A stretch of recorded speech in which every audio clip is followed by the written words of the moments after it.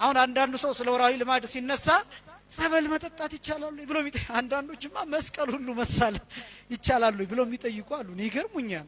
ርኩሳን አይደላችሁም፣ ርኩሳት አይደላችሁም። እናንተ የወራዊ ልማድ ላይ ስለሆናችሁ መስቀል የማይነካችሁ የረከሳችሁ አይደላችሁ።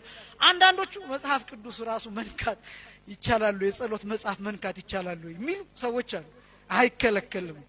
የጸሎት መጽሐፍ መንካት አይከለከልም። መስቀል መሳለም አይከለከልም። መጽሐፍ ቅዱስ ማንበብ አይከለከልም። በቅዱሳት ስዕላት ፊት ቆሞ መጸለይ አይከለከልም። ጸበል መጠጣትም አይከለከልም። የቅዳሴ ጸበል ካልሆነ በስተቀር ጸበል መጠጣት አይከለከልም። ጸበል መጠመቅ ደግሞ እንደ ሁኔታው ማለት የጸበል መጠመቂያ ቦታ መጠመቅ አትችሉ። ሙሉ አካልን መጠመቅ አይቻልም። የጸበል መጠመቂያ ቦታ በደንብ መስማት አለባችሁ። የጸበል መጠመቂያ ቦታ ለምንድነው የሚከለከለው ቢባል ሌሎች የሚጠመቁበት ቦታ ነው። ደም አለ፣ ፈሳሽ አለ። ስለዚህ በዛ ጊዜ በመጠመቅ ጊዜ ፈሳሹን ይዞት ይወርዳል። ስለዚህ ቦታው ይሄን ግምት ውስጥ አስገቡ። የሚጠመቁ ሰዎች መጠመቂያው ቦታ።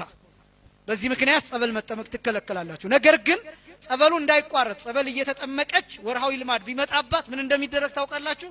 ካህኑ ጸበሉን በጀሪካን ይዞ ወይ በሃይላንድ ይዞ በሆነ ነገር ይዞ ከመጠመቂያው ቦታ ራቅ አድርጎ የሆነ ቦታ ራሷ ላይ ሊያፈስባት ይችላል።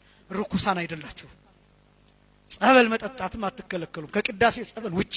ይሄ እናንተ በየሰፈሩ የምትሰሩት ስርዓት አለ፣ ራሳችሁ ላይ የምትሰሩት ስርዓት አለ።